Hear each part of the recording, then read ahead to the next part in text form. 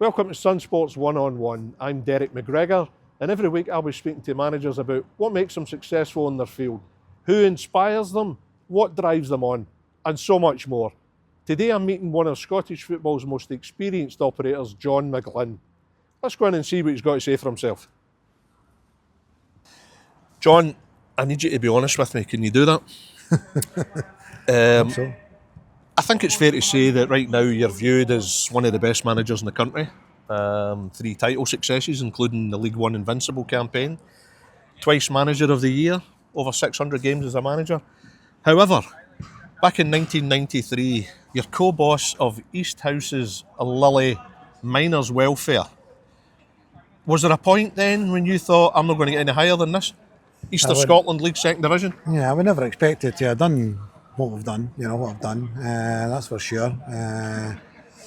But at that time it was the next step on a long apprenticeship that I started way back with an under-13 team, a local, so where I live, team that started up, with a group of parents starting up, so I started coaching under-13s and taking them on 14s, 15s, 16s, and we actually turned out to be a very good team.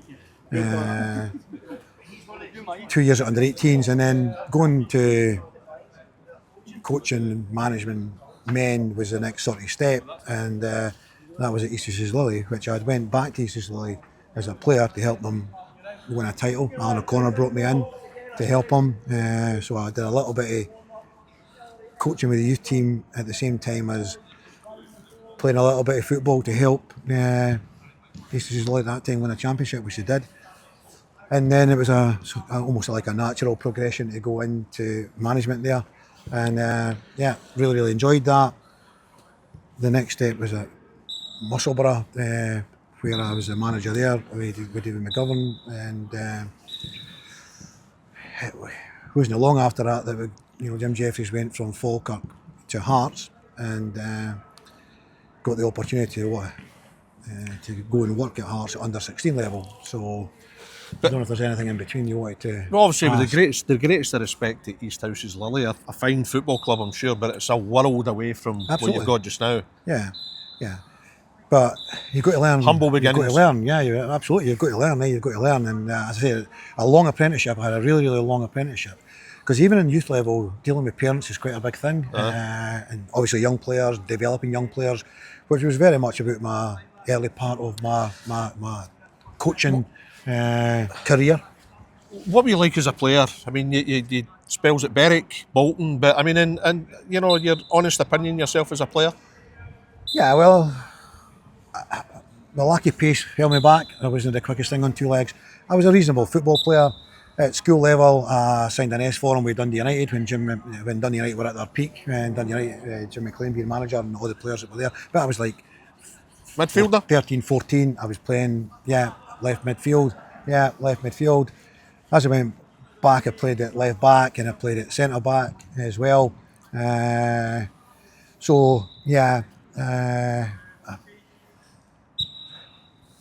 After Dundee United, I got released with Dundee United. I was playing with a local Musselburgh Windsor team, under 18 level, and got an opportunity to trial for Rovers actually. In that trial, I was noticed by a Bolton Wanderers scout, and the next thing I was doing at Bolton Wanderers on trial, played in their A team, then went back down on the Tuesday, played in their reserve team against Coventry. Guys like Sam Allardyce was playing in the team that day, and I got assigned a professional contract. Sam Allardyce? Whatever happened to him? Whatever happened to him? Did he do much after that? He's done all right. I think he did some managerial jobs, John, I think. He has indeed. Yeah. So I signed me with Bolton Wanderers. I was doing it as a young professional. Didn't quite work out, but I mean, I thoroughly enjoyed it. Any young boy's dream, well, certainly my dream was to be a professional football player and get an opportunity. I got that opportunity, didn't quite work out. I was there about 18 months, and then I got a call to come back up the road. Berwick Rangers, Frank Connor spoke to the scouting department at Bolton Wanderers, and I came back up the road. I started my apprenticeship again, so I was part-time plumber, football player, and full-time plumber and part-time football player. I got that kind of back in apprenticeship, went through that, got my second gills in plumbing, and I continued on that down that line for a good few years. Do your plumbing skills ever still come into play, even as a manager here No, at the stadium? not so much here. We're not so bad here, but at Wraith Rovers, it's well documented that I put the new showers in there. Not the ones that are now right enough, but they've been upgraded since then. But I did put in showers there, push button showers. That was a step in the right direction a wee while back now. So yeah, the plumbing skills did come in handy along the road, that's for sure. I mean, I think we all know how precarious football management is. Over the years, have you ever feared that you might have to turn back to the plumbing full time? I'm hopefully over that now, but it's always there in the back of your mind. But at 62, I would prefer not to go back into plumbing at this stage.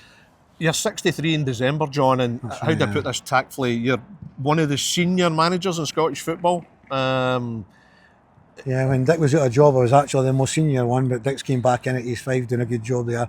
So he's now quite happy back up there. You're quite happy he's got that mantle. You can take that, aye, absolutely. Aye, you can have that honour, yeah. Aye. I mean, do you see yourself managing into the 70s? It would be nice to do that. Do you see any reason why not? Obviously good, hopefully good health, but other than that, as you said, precarious job, so you never ever know. Things are going very well right now, but you never know, and it's trying to stay in the game as long as you possibly can. I think I've got something in me, whether it's in management later on, or scouting, or analysis stuff, or whatever, things that I've been part of.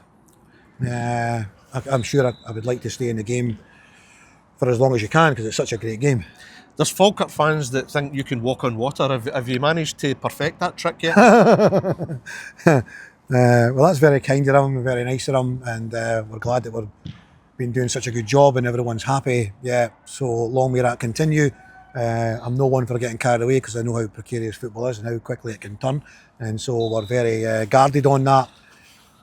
So we have to stick to doing the job properly and ticking every box every single day. I mean, never mind on water, just walking at the moment is difficult for you. I mean, I understand it's just 3 weeks ago that you had hip replacement surgery. Yeah, 3.5 weeks, yeah. So I appreciate you doing this walk with me just now, John. I'm all right, I'm okay. I can manage you through the sticks now. I've came on leaps and bounds. I'm really happy.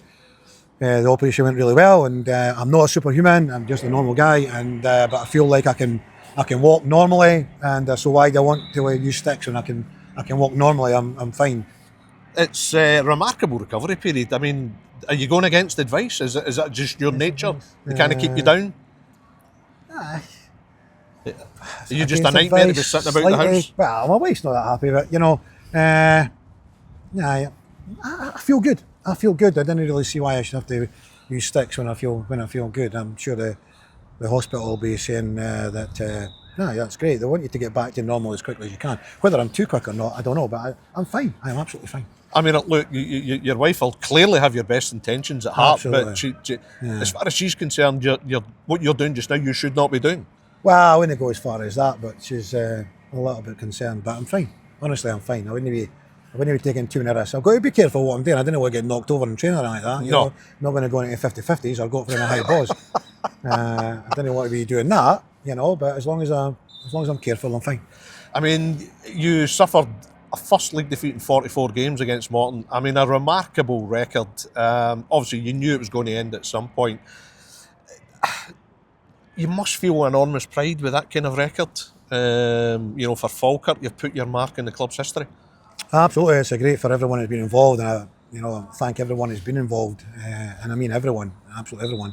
The players are huge, obviously. They're the guys who go out on the pitch, and they've got to take enormous credit. But from all the fans backing us all the way through it, everyone behind the scenes that are all play a huge part. From the board, the directors, obviously all sponsors, everyone that's involved here have all played a massive, huge part. And they should all be very, very proud of that part they've played. Enormous players, first and foremost. They every single player that's been involved all the way through should be so proud. And I'm certainly proud of them. And all the background staff, Paul, previously Graham Henderson, who's moved on, who was here during that period. Blair, who's now come in as well. Cammy, our physio, Rachel, our former physio, Matty, Rowan, who was our analysis person for a good chunk of that as well, and Alec Connon, the goalkeeping coach. You could go on and on. Andy Tinnahill, who's in the analysis now. Chris McGill, our kit man, and Jack Cunningham, who helps him out. But Chris is a big part of keeping the boys happy. You know, he's making them tea and coffees, and along with all everything else that he does. That's some cast list, John. Over backlist. Yeah, it's like the cast list for Ben Hur. Yeah, it's an incredible amount of people. It's so important that everyone's in it together. You know, everyone's in it together, and you've got to appreciate everyone. And if you do that, then you're going to get the best of them. And that's where the man management comes in. I think that you've got to be respectful of everyone, and everyone played their part. I think, you know, I think some people have a perception of you, John, as an old school style manager. And I think because of the amount of people you're anxious to give credit to, everyone's important to you. Everyone's important to you, clearly, and it's, you know, it means everything to you that everyone gets the credit they deserve. And that, I think that is pretty old school style as well, which is good. Yeah, I think it's respect. It's respect. I think you've got to show humility. You've got to give people their place, you know, and we've got a lot of trust in everyone that's working here. So yeah, I may be 62, but I think the style of football we play is certainly no old school. You know, it's certainly no dated. It's very much modern. It's very much up to date. It's very much entertaining, and it's exciting, and people enjoy watching it, and the crowds are boosted here, and that's what you want to see. You know, that's what you want to see. That, by the way, that phrase is in no way a disrespect, John. No. I'm not seeing it that way. I think, as I said earlier on, you're one of the best managers in the country, and the way you go about it has been proved to be successful for long enough. So, however you do it, you're doing it well. How do you see yourself? What's your secret, do you think? What do you think has got you to where you are just now in terms of one of the country's finest? Hard work, dedication, sacrifice, planning, preparation, learning from everyone I've worked with, every single manager I've worked with, learning from each and every one of them. Looking at the bigger picture as well, trying to open your eyes, have an open mind, no being sort of just stubborn and blatant, and being open to things. Working very much with Paul Smith, he's you know, assistant manager, but we've been together for a good few years now. 18 years, I think it is it? Yeah, you'll be right. Yeah, you'll be right in that. So delighted. You know, Paul plays a huge part in this team that we've got. So again, yeah, very respectful of that. It's a partnership that kind of has been working, continues to work. Yeah, hard work, dedication. The players recognising that the work's in. Management shoes, yeah. You know, we've learnt from some of the best over the years to apply that in your own football club, your own style, how you want to play the game. I've learnt so much from so many people, and you obviously add your own person, and you know you will do it your own way, but you'll certainly learn from everyone that you've worked with. I've always had a great respect for you, John, as a manager. The way your teams play, the consistency of your success. I think the way you speak about the game, and yet I still also think, obviously I'm in the media, I also still think you're pretty low profile. You know, considering I think there's a lot of other managers have got plenty to say and love saying it, and yet they've not really achieved anything like what you have. Is that your style? Do you prefer to be in the background? Well, it's nice of you to say that, and again, it's flattering. But yeah, exactly that. Yeah, we're no ones for blowing our own trumpet, you know. We let other people kind of like do that, and we just continue to focus on the work and the daily, you know, day to day and week to week and month to month, and hopefully and thankfully year to year. So yeah, we keep our powder dry. We get on with the job. I think the players respect that as well. I think we want the players to come in here and want to enjoy what they're going to do. You know, we try to make the training as enjoyable as it possibly can be, but at the same time being tactical awareness and what we're doing, why we're doing it, and I take that on board. We work on a picture paints 1,000 words, and so we'll not just talk. We'll show, and then we'll go on the pitch and we'll do it. So we work a lot with analysis. Even this morning, we're turned our attention to air already. It's Tuesday morning. We've already turned our attention to air and showing some analysis. So it's drip feed. We'll do a lot more on Thursday and tweak things between Thursday and Friday, building up to the game on Saturday. So planning, preparations is so important to us. But as I say, we work on that theory of a picture paints 1,000 words, and that we actually show what we're looking for. We show, and we actually go out on the pitch and actually deliver what we believe is the right way to go about each and every game. But we do have our way of playing, and we can tweak it a little bit here and there.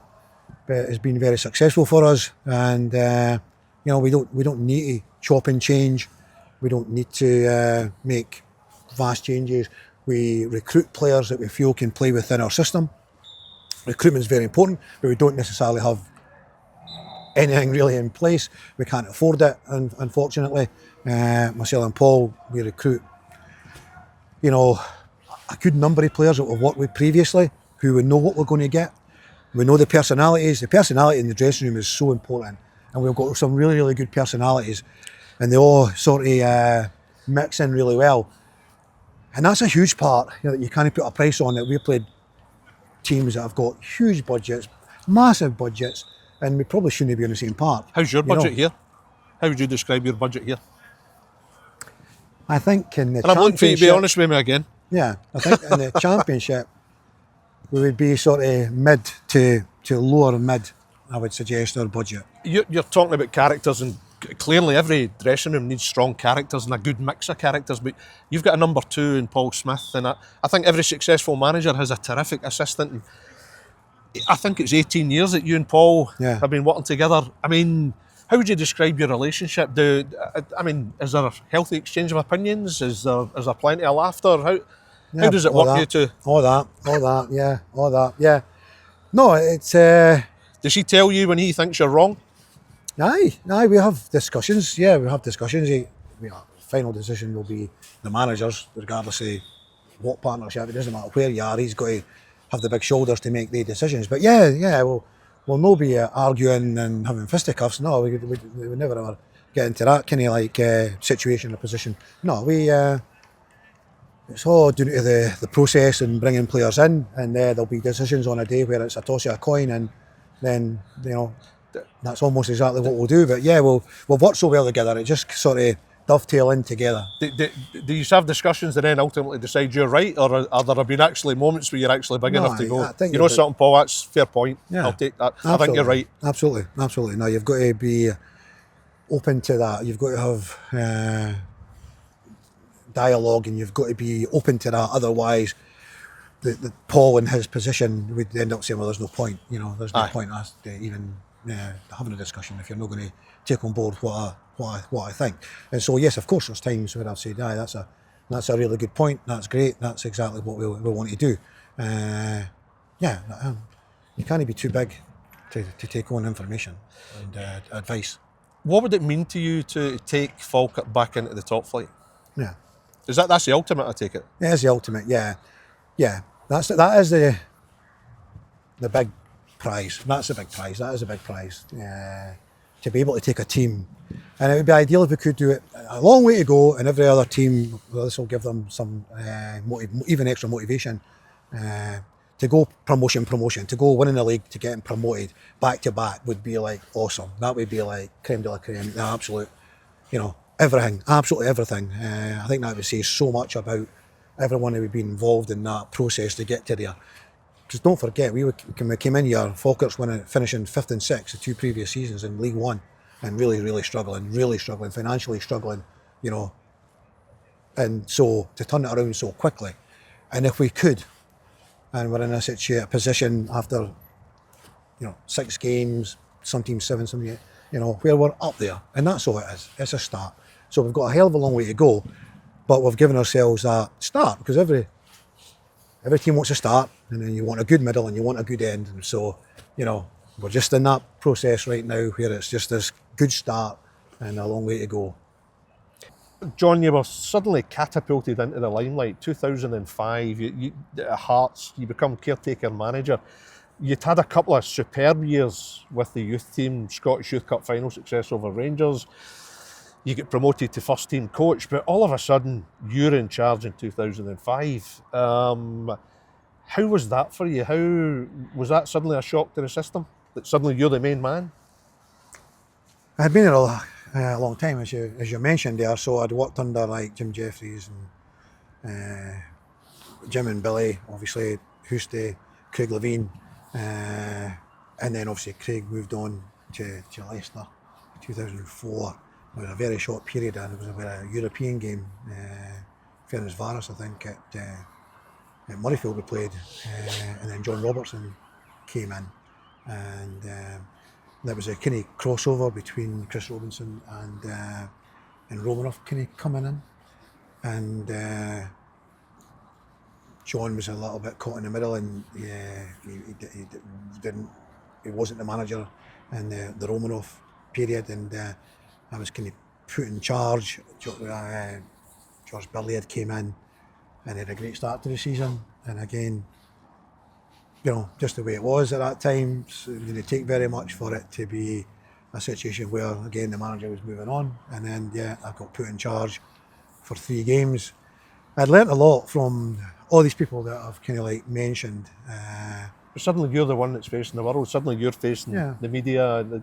That must have been a real kind of eye-opening moment for you. Yeah, obviously it is a different situation. Yeah, different. Yeah, exactly. Yeah, and I think for people who have been assistant managers and never become a manager, there's a huge difference. Huge difference. But I'd done my apprenticeship. I felt I'd done my apprenticeship over a long, long time to build up to go into that. Yeah, facing you guys, an audience of you guys, and different questions coming from different parts, different ways that they're putting them. Yeah, it is different. It's completely different. Yeah.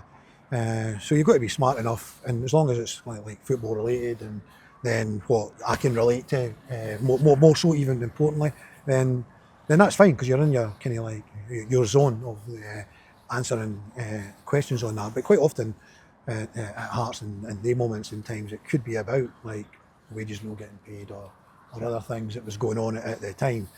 But I think, like everything else, you've just got to try and take it in your stride, and you've just got to try and deal with what's put in front of you, as a number of people have done, still doing it right now. There's a caretaker manager in place at Hearts right now. You've just got to go and do the best job you can, step up to the plate, big shoulders, and deal with it. You moved eventually to become Raith Rovers manager. Tremendous success, second division title, first Scottish Cup semi-final in 47 years, I think. You get a Manager of the Year award. That ultimately then leads you to going back to Hearts as manager for real. That must have been magnificent for you at that time. Absolutely was. That was a dream. For going back, for being at Hearts for that length of time, and getting to a point in my career at that time, 2006, whereupon we had just won the Scottish Cup, beating Gretna in penalties. But nonetheless, a Scottish Cup victory, of course, and Valdis was the manager, and then over that summer, Edward Malafief came in, and there was changes. And the season, it was difficult in the Champions League qualifying games. AEK Athens did really well against us, and we kind of went out of that. I think we played one of the Prague teams, and we kind of like went out the Europa League as well. And there was different other managers and people getting involved in the club from the Romanoff kind of side of things, and it just felt it was a good opportunity. I felt for me to be the Hearts manager, I would need to go away and cut my teeth somewhere else and then come back. It didn't look like they were going to be promoting from inside at that particular time. It looked like there was a lot of foreign coaches and people coming involved in the club. And so Craig Levine had been the manager at Raith Rovers for a very short period of time, and knowing Craig very well from my previous time at Hearts, I asked Craig if he would put my name forward, which he did. But I went through a very strict, interview process. Had about 3 interviews to get the job, and managed to get the Raith Rovers job, which again was actually a cut in salary. I took a gamble to go there as manager, quite considerable cut in salary to go there, but I wanted to cut my teeth as a manager, and thankfully it kind of worked out, as you said there, winning the league title, semi-final of the Scottish Cup, beaten by the eventual winners Dundee United. A really, really good time to be there, taking initially second bottom in the second division when myself, and at that time I worked with Gary. Gary had been assistant manager to Craig. He was still in place, so me and Gary worked away for some time before Gary went to Dundee United with Craig Levine, and picking the team up. Thought it was a sleeping giant, Raith Rovers, second bottom of the second division, and we managed to finish third that year. We kind of like improved. Morton had won the league, and Cantor still in Albion were having a very good season that season, and we managed to get into third. But the playoffs was difficult, and the following season again, Ross County coming down were quite a force at the time, and Airdrie were in the league. So again, the following year it was difficult. We playoffs again, didn't quite make it. But then the third season, we nip and tuck most of the season with Ayr United, and we just kind of done them 2 games to go. So winning that title was magnificent. And then we did really well when we went into the championship. We had a good season again. Nip and tuck with Dunfermline. They just picked us at that particular time, and say that, meaning obviously Raith Rovers at that time. And as you mentioned there, a Scottish Cup semi-final afterwards, being the manager of the year. Yeah, absolutely so proud, so humble, absolutely awesome. To be given that accolade. So again, from coming way back, as you mentioned earlier in this interview with regards to East Lily, to get to that was like incredible. Huge, absolutely huge. But a long apprenticeship, which I was learning all the time, picking things up all the time, to get into that level, and then getting that opportunity in 2012 to go back to Hearts and say that was kind of like the dream. Go somewhere else, cut your teeth and get that opportunity. And I was delighted to get that opportunity. It was a time where Hearts were kind of cutting back. They had won the cup, but about lost half the team through financial reasons. I think Hearts knew that Romanov, his bank was going down, and it was going to take Hearts with it. And it was difficult times cutting back, and my brief was to introduce the youth players into it, more youth players into the team, which I did with Callum Patterson and Kevin McCarthy and Jason Holt, Jamie Walker, others that were in and around it at that particular time. And we started away okay. But I think you were effectively in the door 5 minutes, and suddenly you've got a European tie against Liverpool, and that's right. Fantastic. You go to Anfield, you get a 1-1 draw. Yeah. You've got a Liverpool team with Gerrard, Caretaker, Suarez, and fantastic. Ultimately, sadly, you went out in aggregate, but it was a fantastic performance. But suddenly, you're then your profile rises because of all the attention in that game, and it was a very difficult season, though, for you, John, for many reasons. And you lead the team to the League Cup final, but you don't get the chance to lead the team out of Hampden. That must have been heartbreaking for you. Yeah, it was very disappointing. I had done so well to get the team to that position, and Hearts have not really got a really good record in the League Cup. We've still not won the League Cup even now, so it's another 12 years on. And did that hit you hard? Did that affect you for a while? It did, because it took a while to get back in the game. So it did, having done so well, because there was a couple of games we actually played with 10 men to get through. We had beaten Dundee United, we beat Inverness in the semi-final to get there. We actually did really, really well to get to the final. But the league hadn't gone so well, and we lost a game to St Mirren, very similar as to like Stephen Naismith here. And unfortunately, that was the time. So it did not get in to take the team out was a big. Did you worry that was your big chance in management gone? You wouldn't get another one. Does that go through your mind at a time like that? Well, I think to get a club at the size of Hearts, probably it would be kind of maybe my last opportunity. They don't come along all the time, to be honest with you. And there's always bigger names in minds. There's always ex-players who have done really, really well. Fair play, that's fine. Not being such a high-profile player made it a lot more difficult for me, and probably that aspect has maybe been with me all the way through. But it was a difficult kind of period. You had a period out, but then I presume out of nowhere you get an invite to go to Celtic. Ronnie Dyler, Celtic, John Collins, and you're given first team scouting duties, which at the time must have been a fabulous opportunity for you. Yeah, maybe just have to backtrack a little bit because I went to Livingston actually after Hearts. I was out of football for about 7 months, and I got back into Livingston in the Championship. They were at the bottom of the league, and it was a matter of just don't get relegated type thing. So we managed to do that. We managed to keep Livingston up in that first season. It was around about this time actually in the year when got that opportunity to go into Livingston, and kept them up, selling Mark Burchell, and then the following year we were doing a little bit better. Again, we actually got to the Challenge Cup final, but by Christmas time we were kind of like flirting with the bottom of the league again type thing, and again, the plug was pulled type thing. I didn't get the opportunity to take the Livingston team out to the cup final. Thankfully, though, the team went on and won that. And then, yes, a very quick transition from being in management to get an opportunity to go into Celtic. Got an opportunity in an interview process with Celtic. We working under John Park in the scouting. Ronnie Dyler was the manager. John Collins was the assistant manager.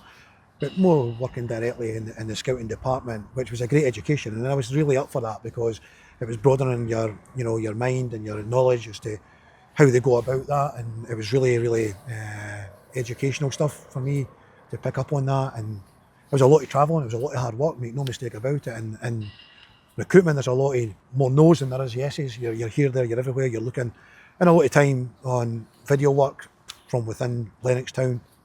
But it was a great education. But then more than not, every weekend you were away abroad, looking at games wherever we could possibly find players, recommendations, following up on all the work that's been done on Y-Scout and video stuff, and then going out to see players live. And I really enjoyed that. And again, it was a little bit more stability than another manager's job. In terms of the recruitment, John, are there players that you care to mention that you scouted who were then eventually signed? Is there some that you can shed light on? No, not really. I mean, it's a whole group of people that is involved in that. I didn't want to without too much information. But I respect the fact you don't want to take credit yourself, and I respect that. But is there certain players that you were involved in watching who signed and then subsequently did well for Celtic? You were part of a scouting team, of course. A team. It was a team. It's a whole team. So everyone really played their part in the signings. And then you would go out and look at the player, and if you quite liked him, then maybe John Park, because he's higher up the pyramid system, so to speak, and level, that he would then go and have a look. If he liked him, then it would maybe be that one of the first team coaches, maybe John Kennedy or John Collins or somebody, would go and have a look, and then it would be that kind of process so it's a whole thing. Like Tosh was involved in it, Tosh McKinley was involved in it, so he would look, I would look, and it would kind of move up the chain to a position where somebody would then get into a financial situation with Peter Lowell, doing that type of thing. So that's how it would all work out. It would never ever take the credit for a player or another player, because there's so much involved in it, and so that's how it worked, and I really enjoyed it. And again, it was a period where I could get a little bit more stability from a couple of quick jobs. Hearts 7 months, Livingston 15 months, to get a little bit more stability, and again making me a lot more better when ultimately we go back into management. But when Brendan came in, it was the opportunity to work directly within that his backroom staff and on the opposition, and looking at the two, you just had it off right away, it would appear. Yeah, well, obviously the connection from Hearts playing Liverpool was there, and he wanted me to do that role, and I was very open to it, because it was back down more a line of teams rather than individual players, and watching the style he plays and how they play and what they were looking for. And I learnt a hell of a lot, as I publicly said, in recent years I've learnt the most from Brendan. I've learnt from every manager I've worked under, but the modern day football and the modern day style and the way that he plays was so appealing to me to absorb this like a sponge, just to take in all the information. And it was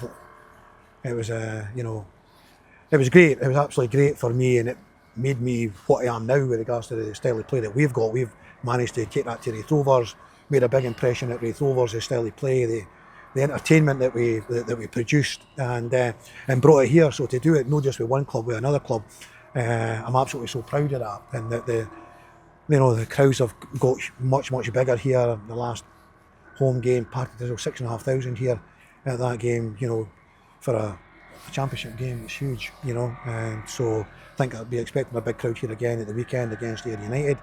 They're going particularly well. I'm sure they'll bring a few fans, and you know we'll probably have 5,000 plus in the stadium ourselves. And so yeah, I'm delighted that I had that opportunity at Celtic to work with other people there and to learn so much and to bring it and help me as a coach and a manager going forward, the man management style of Brendan also. Brendan paid you a huge compliment by likening you to the hugely successful Atalanta boss, Gian Gasparini.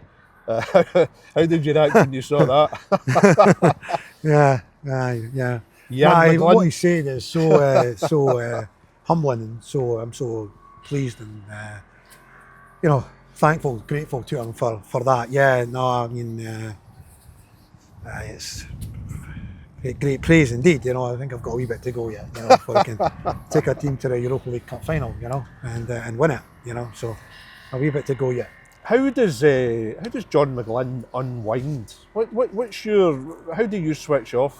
Yeah, I started playing a little bit of golf. I've kind of maybe used to play golf once or twice a year. You know, I play it a little bit more now. I've got myself into a golf society, somewhere between 16 and 20 guys, and we have 6 or 7 outings a year.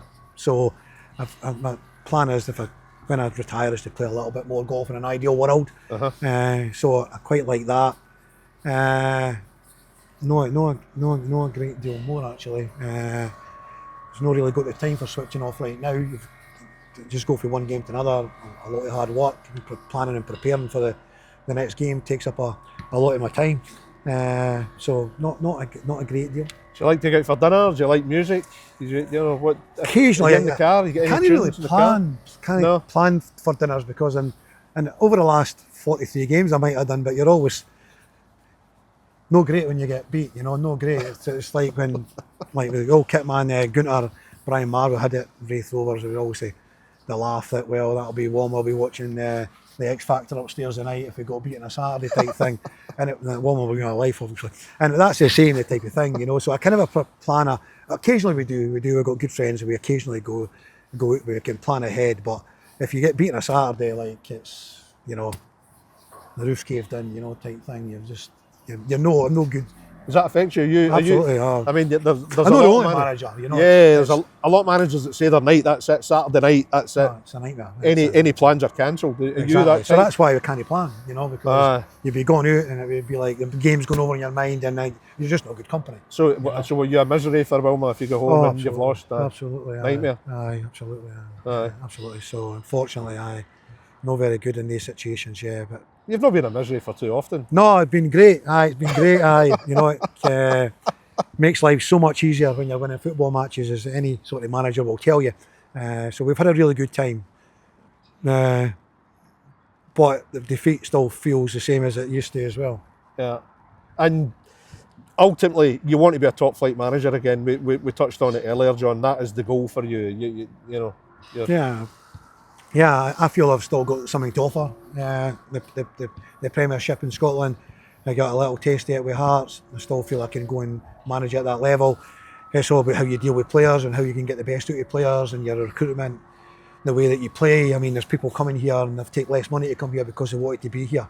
They could have got more money at other places, but I'd worked with them previously and they wanted to come and enjoy it again. And so getting players to try and maximise their ability, their capabilities to be the best it can be and to enjoy what they do. I think we've shown that we can get the best out of players, and we know the most budgets or whatever else. So yeah, we're really pleased with what we've achieved. Appreciate your time, John. No more. Thank you. Thank you very much. Thank you. Thank you.